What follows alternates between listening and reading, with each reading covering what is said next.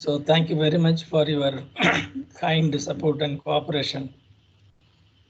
So what I thought after reading all the questions, as we deep dive into the subject, I thought I will quickly touch upon some of the high points of what we have seen in the last two sessions, and then probably take the questions which will be more appropriate. So that is what I intend doing. I would request you to read this slogan and then repeat among your own mind. Can you do that, please, for a minute?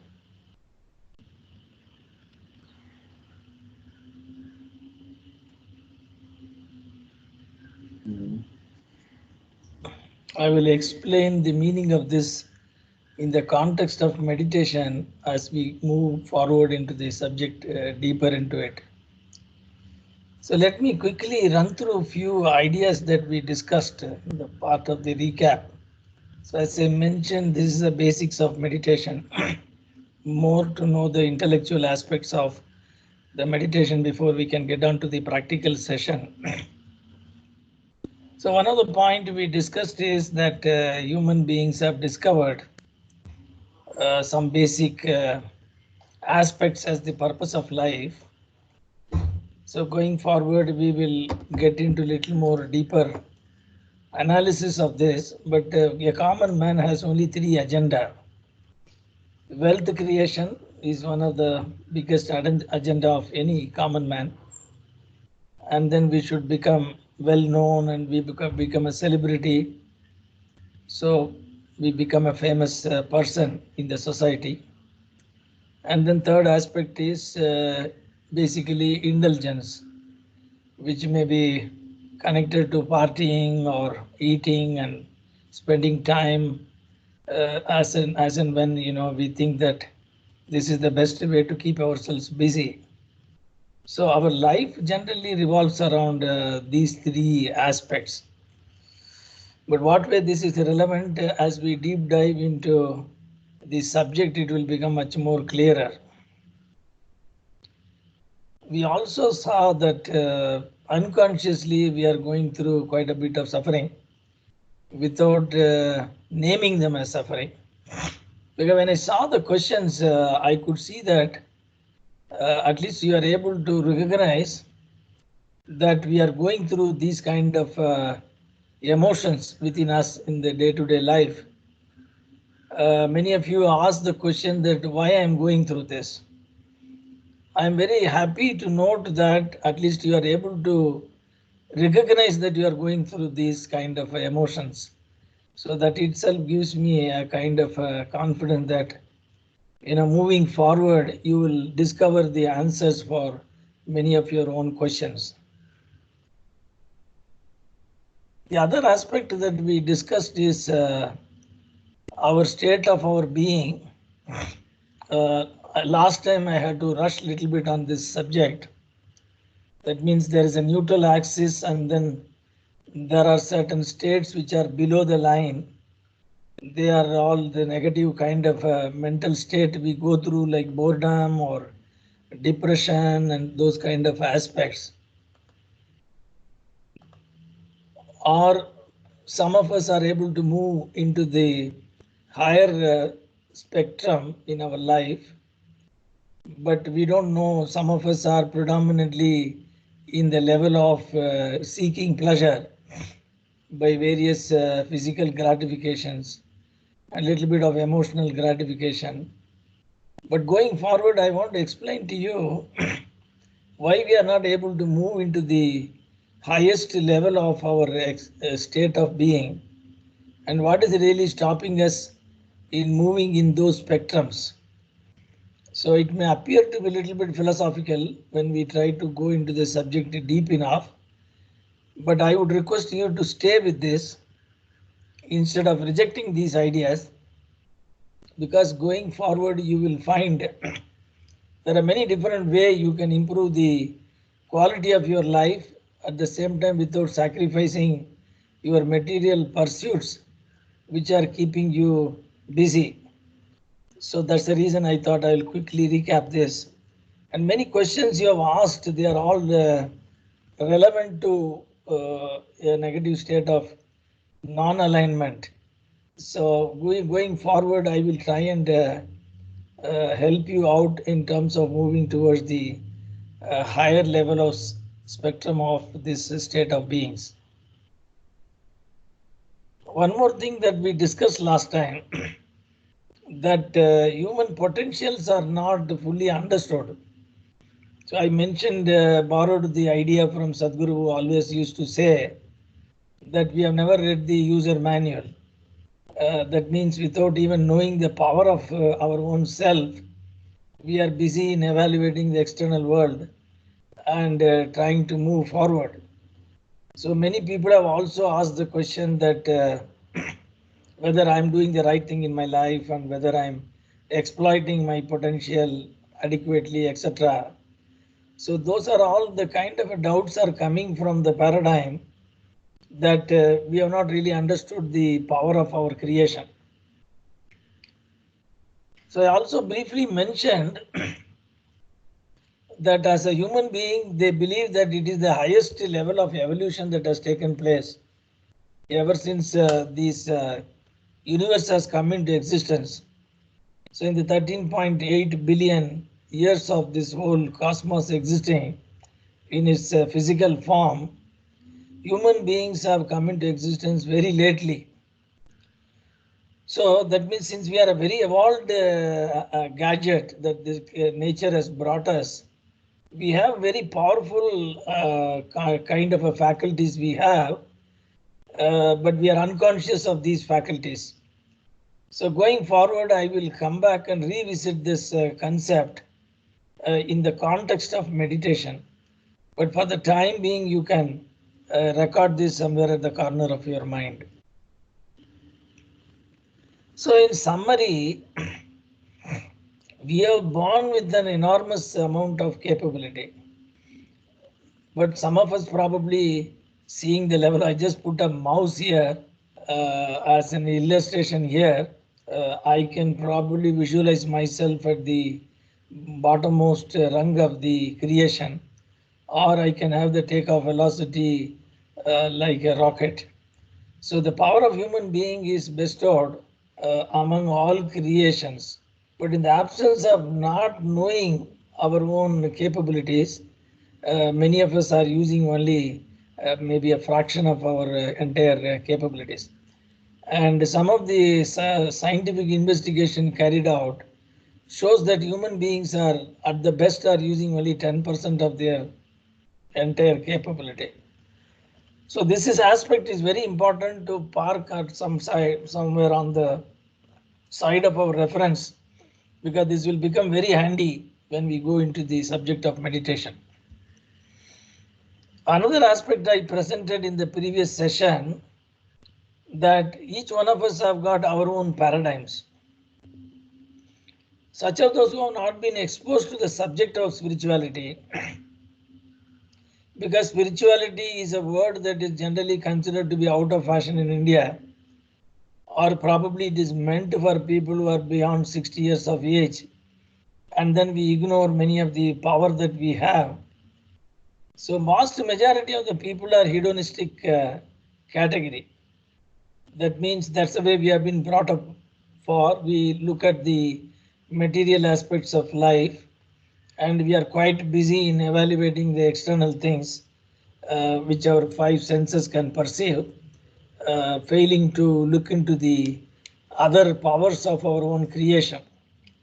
So going forward, please permit me to advise you that if you are continuing to be in a hedonistic philosophy framework, you will find the subjects I'm going to discuss with you will appear to be a little bit abstract. So my humble request to you is stay with it and look at it as a more scientific theory at this point in time. So that would be very helpful for when we get into the subject of meditation. So I also presented to you, it is very important to understand what is the mechanism that is working in our own creation. So I mentioned about the 5 input devices and 5 output devices. and there is something inside you which is really processing the external stimuli and then directing you to different kind of actions. And many of the questions you have asked, I'm very happy to note that we have asked why my mind is thinking this way, why I am not able to choose not to get angry, etc.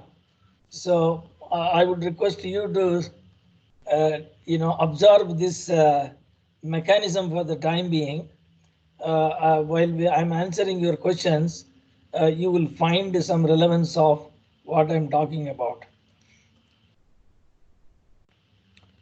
So, so we also discussed that mind is working like a chatterbox without any control, and it generates various kind of thoughts, and some of the thoughts we feel miserable, some of the thoughts are sometimes they are good and keeps us happy.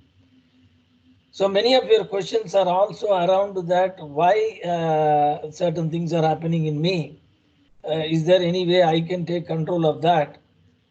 Is the question that many of you asked. So kindly stay with this mechanism, because when I'm going to answer these questions, it will become very critical for you to appreciate there is a processor sitting inside you which is taking decisions based on the stimuli which is not under your control at this point in time. So it's very important to stay with that idea. So coming back to what Buddha said, mind is a beautiful servant, but dangerous master. Now, why I put this quote from Buddha is, mind is a beautiful servant. He says, but a dangerous master. Because the whole subject of spirituality, the whole subject of evolving into higher state of consciousness is preaching one simple thing, that is, you are not the mind, and you must take charge of your mind and direct it into the kind of a destination that you want to move on. So the whole science of spirituality is recommending that you are not the mind. Mind is also like your nose or eye or something else, which is a gadget given to you, which is supposed to carry out some of your instructions. But unfortunately, a common man identifies his entire life only with the mind. So going forward, the meditation practice, mindfulness, etc., which I will cover in the subsequent sessions, is very important for you to appreciate that your mind is just a processor inside the computer, and that is not you. So let me stop here before I get into the next subject, and I will take the questions with the earnest possible way. I will try and answer. Kindly bear with me in case if the answers are not fully meeting your expectation. With the best of knowledge which I have gained so far, I will try and give some perspectives. Mallika. Yes. So that was a great recap for all of us to, refresh our last two sessions. We have some questions about the last two sessions. So can we take that up right now? Yeah. Okay, great. So I'll be reading out the questions that have been mailed, that have been messaged to me and NC. The first one is. Uh, okay, it's true that most of the time, fear or worry turn out to be imagination of mind, but sometimes they turn out to be true. How to distinguish between the two? Okay. Let me try and connect with what we have discussed so far. So I mentioned that there are certain emotions are triggered by the five sense organs which are sending certain inputs to our mind, and the fear or the anxiety, etc., is the response of the mind. So the mind is incorporated in all the creations, be it an animal or a human being.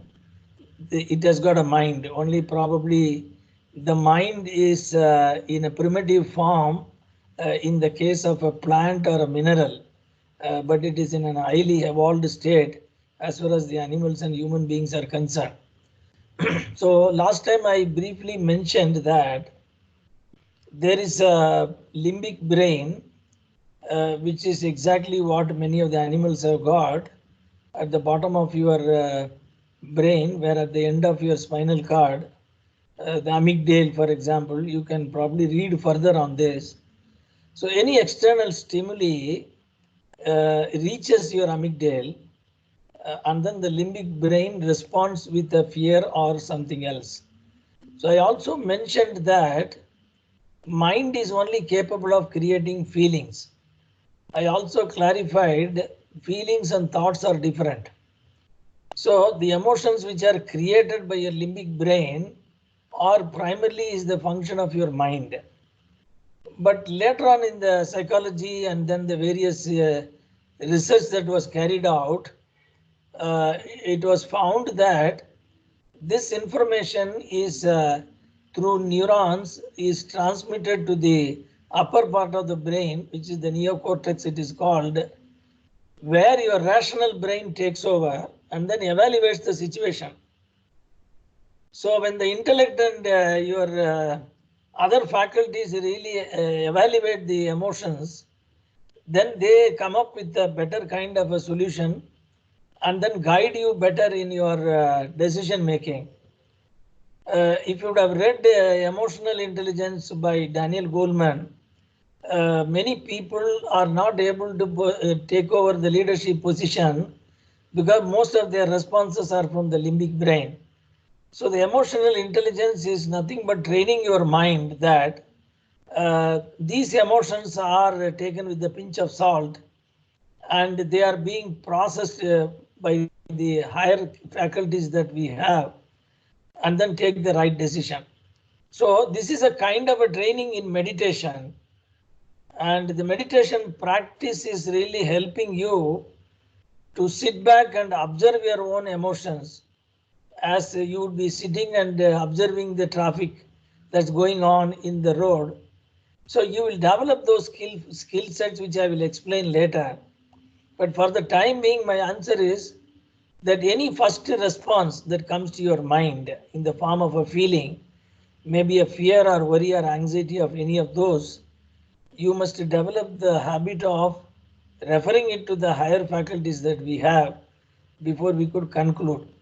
Another point I wanted to mention here is at this point in time, whatever emotions you are going through are only this momentary kind of reactions from your constitution.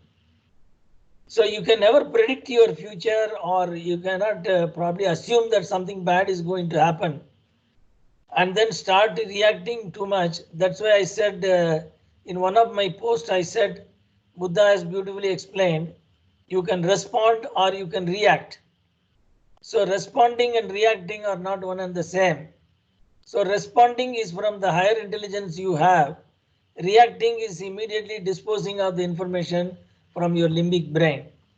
So in summary, I just want to answer this question like saying that you will develop the capability of putting your emotions under microscope and develop a much better capability through the process of meditation later.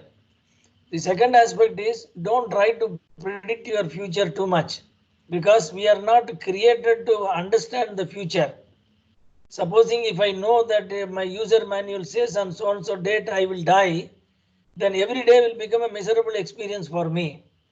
So nature has beautifully hidden the future without revealing what is going to happen. In fact, only not knowing the future and moving forward is the fun in life. Don't try to solve all the problems which you are imagining.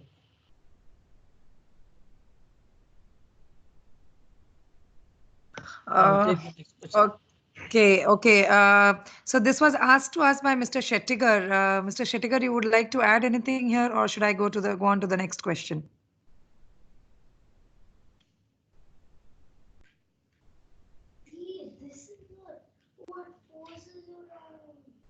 Mm, May I please come in at this stage? This is Ajit Tavde. Yeah, you're most welcome, Ajit. Kindly Uh, share. and see, my God, what an explanation. Now, a little amount of clarity, please. Uh, I hope I'm able to express it the way you have described. The Where my question is, and I don't want to become too logical in this, but yet the movement of the first responses, which normally come from the amygdala or the limbic brain, what I hear you say is that give it time, don't immediately respond to the initial urges that you have, and meditation will enable this process of passing on all these first responses to the rational brain and wait for that to respond so that your whatever your emotions or actions are much better with a degree of maturity. Is that what we are saying? Amazing summing up. Thank you for putting it in a beautiful, articulated way. That's precisely what I was trying to convey. Excellent, sir. Excellent. Okay. Now, if we don't meditate, then we seem to be always responding to the immediate responses, which is coming from the mind. Absolutely. That what the spiritual science is saying is Mhm. that majority of the common man lives Mm, in the mind, meaning mm, he is not conscious of what is being processed and mm, what emotions are triggered and what actions are suggested. Without evaluating that, the common man purely functions in the mind. When I say in the mind means that he has no distinction to stand apart and look mm, at it mind as an object. That's what we will discuss going forward. Meditation actually gives you the power of what mm, Buddha calls it as a mindfulness. A mindfulness is exactly the power by which you are evaluating as though somebody else's thought you are evaluating. mm, mm, mm. Okay. Okay. Thanks. Thank you. Shettigar, I think partially it gives you some answer at this point in time.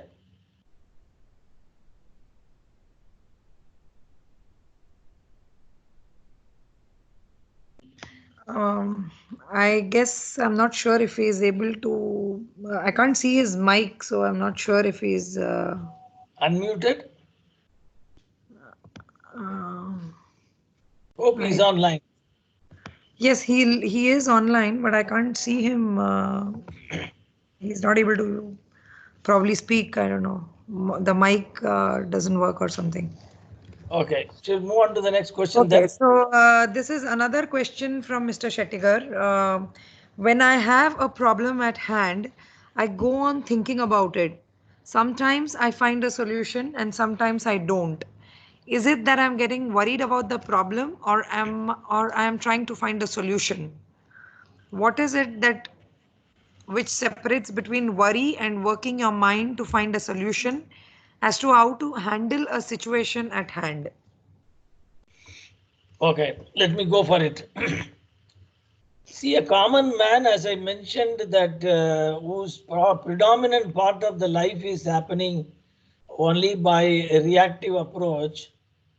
The moment that any external stimuli reaches your mind, the mind immediately responds with the immediate solution without even analyzing the root cause. Because mind doesn't have the capability to think logically, evaluating on the merits of your conscience, etc. So with the result, what happens is we are on the side of the problem. You know, there is two approach to life. One is be on the side of the problem or be on the side of the solution. So what it really means is we really enjoy keeping a problem and keeping pondering over it and worrying about it, etc.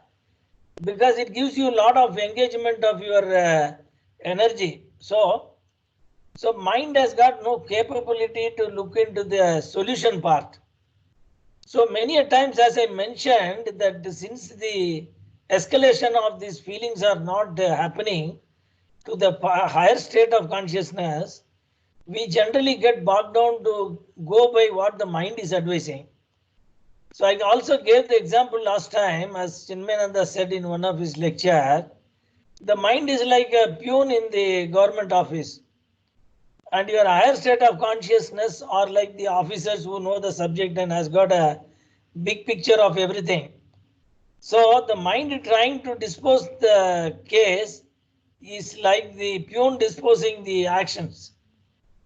So that way, so going forward, when you continue to meditate, you will be able to evaluate at what state you are really analyzing the problem. And then you will develop the kind of conscious ability by which you will not dispose the file by based on the reactions and other aspects of your response coming from your mind. Another aspect, it also preempts that sometimes I am predicting the solution, sometimes not predicting the solution. But as a meditator, when you continue to meditate for a pretty long time, you develop certain kind of intuitive capability that many a times when I have a problem, when I meditate, the solution pops up in my mind. The reason why it is popping up, I don't know from where it is popping up. The only reason I read from many of the literatures, both in the psychology as well as in the spiritual science, that when your mind is very calm and it is virtually shut off, that means the neurons flow through the more advanced faculties in you, and then from nowhere the solution pops up, maybe beyond your brain as well sometimes. It's difficult to explain at this point in time.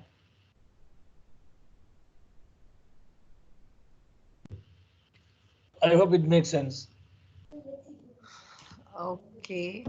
So I'll move to the third and final question from Mr. Shettigar. I can make out that I have two personalities. One which says that I should live in present and not bother about future, securing my future with more money for retirement by facing the challenges that I face in my work, such as dealing with difficult board regulators and bosses. Another part says life is a challenge and face the problem and increase my savings for a better future. I am unable to decide or choose which part of me is the right one to be happy. Okay, interesting. Uh, See, primarily the all this explanation what Mr. Shettigar has shared, it is all the internal conversation going on in the mind level, because all of us in life will be continue to face some challenges or the other, because the whole life, as Buddha says, is a set of suffering. The suffering is being called as a what is called the definition of life. So we have interpreted the suffering in the aspect of this is what we should go through in our life. But if you carefully examine that, every situation that we are facing, which is really putting you in a spot and then makes you to come up with certain kind of a choices we make, any choice that we are making at the level of mind invariably prove to be wrong later. So the reason why this kind of a dilemma are coming, because we don't have a subjective experience of who we really are. So we are operating all our life decisions based on purely what our mind is reacting. So I won't recommend what is right or wrong choices that we make, but at the end of the day, you will notice that when you are really using all your power of your faculties, you 99.9% you take right decisions. I also know Prem has asked a similar question. When I come to that, I will try to connect these two regarding the morality and then do's and don'ts in life.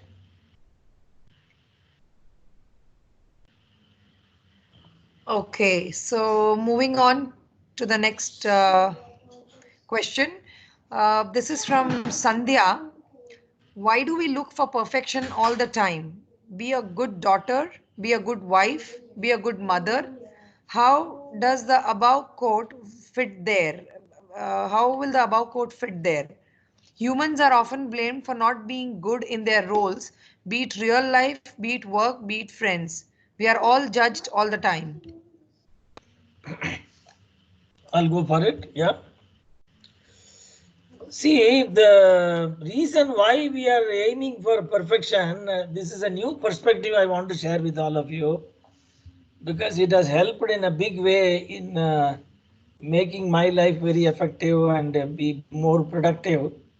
See, try to appreciate one thing, as Sadhguru has beautifully explained in many of his videos, that there is something inside us is always aiming to expand. For the time being, let us not talk about what is that really trying to expand. Meaning that we want to be more than what we are.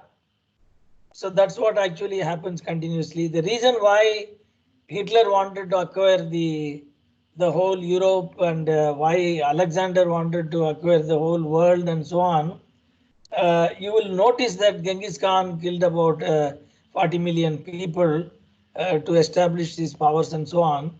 So you will find that the common denominator of all human beings is to keep on expanding. Now, since physically we cannot expand, I have one small body, I cannot expand this body and cover the rest of the space. So since I cannot expand physically, I'm trying to acquire other things and then feel that I'm becoming bigger. It may be bank balance or the number of properties you have or the amount of power you gain and etc. etc.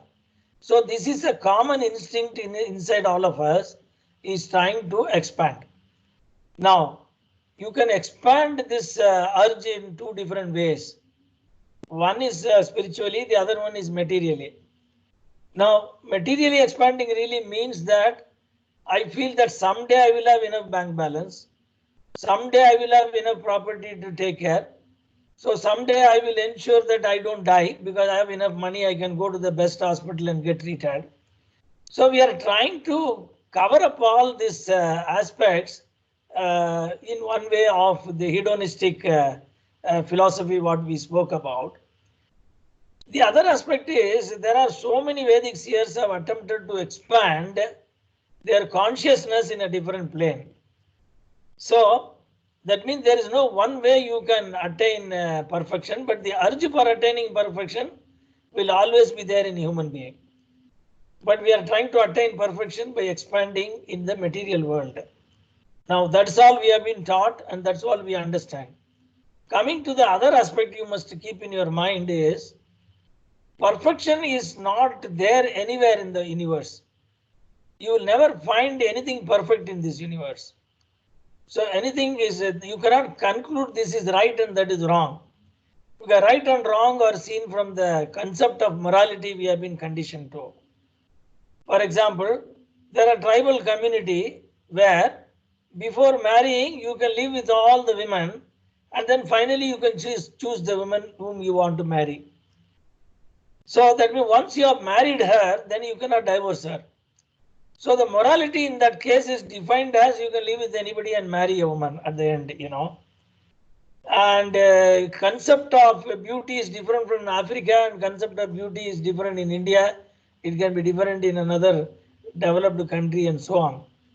So you must understand as a spiritual seeker that nothing has been created perfect. That means if you try to attain perfection, that's a good recipe to ruin your life.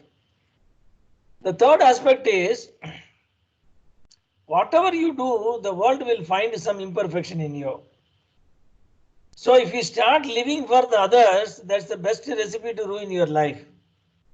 So going forward, I will explain more and more and you will get convinced that living life for you and your satisfaction and your growth and your perception of what is completeness is more important than anything else. For example, when you go to a marriage and you are very well dressed and you go there to show them what are the jewels you are wearing and what is the saree you are wearing and you want everybody to notice you and appreciate, right? But when you go there, you will find everyone is busy in checking out whether anybody is noticing them. That means nobody is interested there to see you and appreciate your about your possessions, you know. So that means 99.9% of the time we live our life validating from others' evaluation about you. That means you are leaving your strings to be pulled by the other human being. So going forward, when you become a meditator, you will understand that your completeness is derived out of what you think about yourself. And your completeness comes from how you are expanding your consciousness internally. So going forward, gradually you will come out of this paradigm that somebody has to appreciate you. Why somebody has to appreciate you? Because you feel internally empty. So you are trying to fill that emptiness from the appreciation from others. So going forward, I will cover this in more detail. Okay. Next question is from Mr. Ajit Taude. Feeling important and feeling that you're able to add genuine value emboldens you, gets the best out of you, keeps you charged to do more. So, how does one balance the above and the other side, which is feeling completely hollow and empty and not giving enough credit to oneself, while also acknowledging that many times it's the team that performs? So the sole concept of credit I partially covered that when I gave the state of being, when I explained that you are below the neutral axis, that when we are living by the emotions and we are living by people's appreciation, the so-called credit, etc. Now at this point in time, whatever I am saying will appear to be very radical and sometimes very paradoxical. But moving forward in your spiritual journey, you will realize that what I am talking about makes a lot of sense. So when you are deriving completeness, your completeness and your satisfaction out of what the recognition of this whole world is going to do, then you will perennially feel incomplete. Now the reason is there are three state of human beings, which Sugabodhananda once explained. I would probably borrow the idea from him. See, one is the concept of looking good. You know what I mean by looking good? I have already given the example that you go to a marriage and you are well dressed and you want somebody to recognize, oh, very nice sari, where did you buy, and so on. So you are deriving completeness by looking good. That means your physical aspects are becoming the most important aspect of arriving at your completeness. The second aspect is feeling good. Looking good and feeling good are entirely different. So what do you mean by feeling good? Your own emotions are becoming more important to you than what the rest of the world is thinking. So when you are deriving happiness out of how do you feel, then gradually we will lose the significance of, see, if somebody can appreciate you just to manipulate you, they can say you look gorgeous. Now, how do you know that they are very genuine in saying that? So in the Facebook, when we click like, for example, we indiscriminately click like because we want them to click like when what breakfast we ate and today, you know. So with the result, 99% of the time we fake our appreciation and but give you a lot of weightage for those appreciation, you know. So as you become a meditator and move forward and getting a clarity of internal satisfaction that is happening within yourself, you will notice this kind of external aspects that are trying to satisfy you. So looking good, feeling good, and the third highest degree is being good. You know, being good is a state of, what probably Buddha has attained or Jesus has attained, etc. So they were not bothered about what the external world is thinking and, reacting to their ideologies or what they want to bring the change in the community, etc. So you belong to the looking good state right now. You will have a lot of problems in life because your sense of worth is coming from what others are saying, what others are doing. So the purpose of meditation and move into a higher plane of consciousness is to derive completeness within yourself without expecting any external recognition. That is the very essence of spirituality. Is.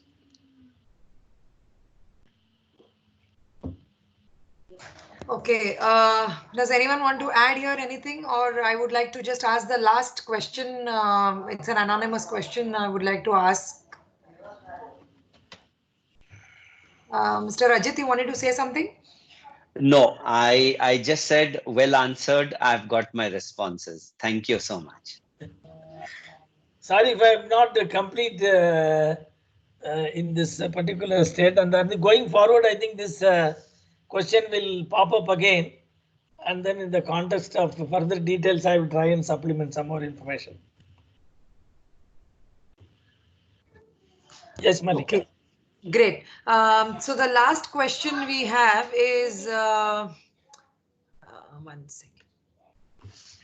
Oh, sorry, there is one more question from Mr. Prem P before I move to the last question. We are from our childhood stage taught to be sincere, dedicated, and truthful. In real corporate life, when one practices this, he is likely to be isolated and called a non-team player. Integrity is a virtue not normally accepted in the corporate structure. Appreciate your thoughts on this. Yeah, it's quite interesting question. Primarily, I don't want to get into the idea of integrity and morality, etc.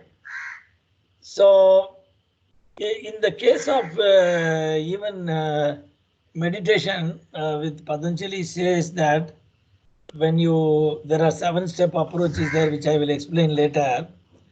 The first and foremost in terms of attaining peace and at the same time prosperity in life by fair means starts from the way what kind of a human beings we are. Like for example, in my corporate career of 30 years, I was in the corporate. Half of my time I spent in a company where the integrities are the cornerstone of TVS where I worked.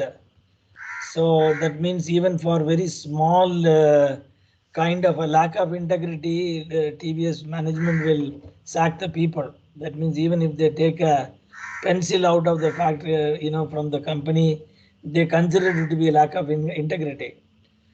But when I came to the other job, later part of my career, everyone other than me were all corrupt. So that means I will have to operate in an environment at the same time, retain my concept of integrity and morality. So I didn't have any problem of, unless otherwise I want to give up my, the basic personality I want to nurture. I had no problem in performing there. Uh, it does not mean that when you are highly principle centered and you want to live your life the way in which you want to live, irrespective of what others are doing, I am of the view that you can still perform your duty and then still continue to retain your values. So this aspect of not getting along with the people, etc., is that means when you are confronting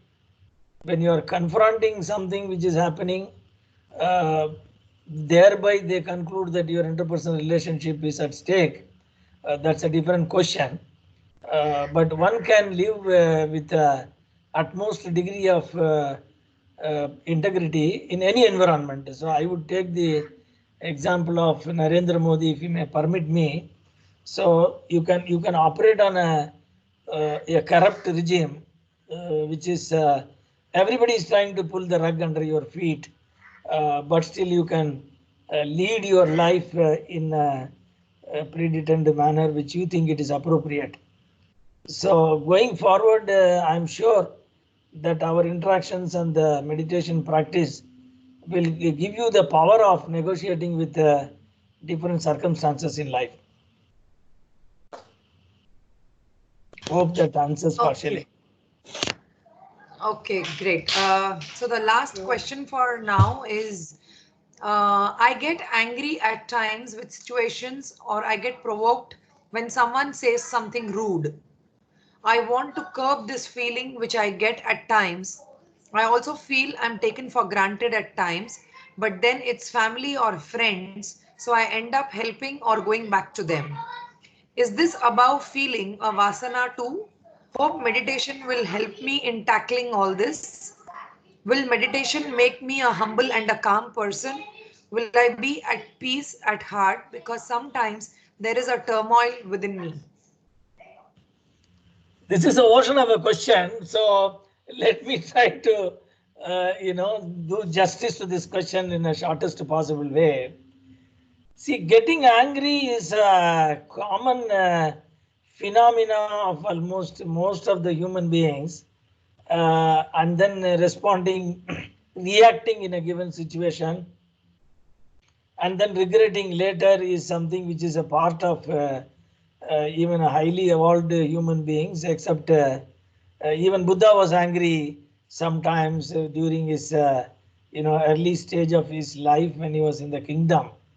So the nothing to feel bad about getting angry, but to answer your question, that feeling that you have been taken for granted, there are certain behavior which is very important to cultivate, which help meditation will help in a big way.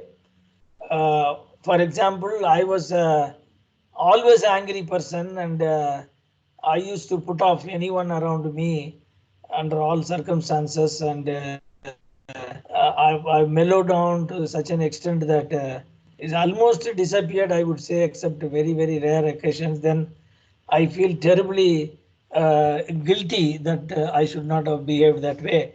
Well, let us try to understand what is anger is all about. So in Vedanta, the anger is very beautifully explained. That means there is a desire, we have a desire to achieve something. That's the starting point. But our desire will be thwarted or prevented by some blocks in between. So the moment somebody is blocking our desire, the third response is anger. That means desire is the starting point, and not able to get what we want is the second aspect, and then the reaction is becoming the anger. So if you understand the mechanism of the anger, and also genuinely you feel that the anger is not the only means of controlling people or trying to attain importance, etc., that is extremely important, that you can achieve what you want by being assertive but not getting angry, because we never want anybody to get angry and shout at us, right? No one will like that. So when you don't like somebody doing it to you, obviously that's what everybody else will be expecting.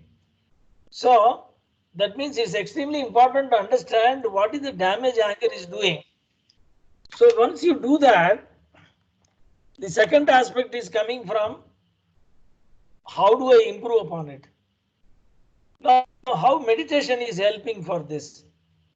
See, today we don't know that we are getting angry when the anger rises in our bosom, and then mind reacts and says you yell at them or shout at them or whatever it is. And then your action organ, which is your vocal cord, by which you try to abuse the people, right? So that's what you call it as anger. Then anger leading to loss of relationship, or it is really creating enemies for you, because no one will forget somebody yelling at them. So we need to know the consequences of the anger. So when you become a meditator, when you start able to develop a capability by which you can see what is the thought that raising in your mind, that means you become an observer, and what is happening in your mind becomes the object. So that capability you may not have right now. So meditation gives you the power of knowing, yes, my anger is raising in my bosom right now. And then once you know that it is raising, then you start developing the ability to escalate your limbic brain response to the higher consciousness, and then take a decision. Okay, I'm not going to respond. I'm going to respond rather than reacting. So you gain a tremendous amount of control over your anger. So coming to the other point you have mentioned is whether I'm being used as a doormat, because I'm very considerate and I'm just accepting every kind of bullying from others, and hence let me use anger as the means of protecting myself. is a wrong strategy, because why we are feeling incomplete or empty inside is because our bosom is empty. So that means for you to raise your own self-respect and self-esteem, meditation helps a lot, because your self-worth is low right now. That means any small kind of a provocation coming from external stimuli, then you react with anger because you are empty inside. That's why I recommended the book Your Erroneous Zone by Dr. Wayne Dyer. Gives you a wonderful exercise how to improve on this aspect.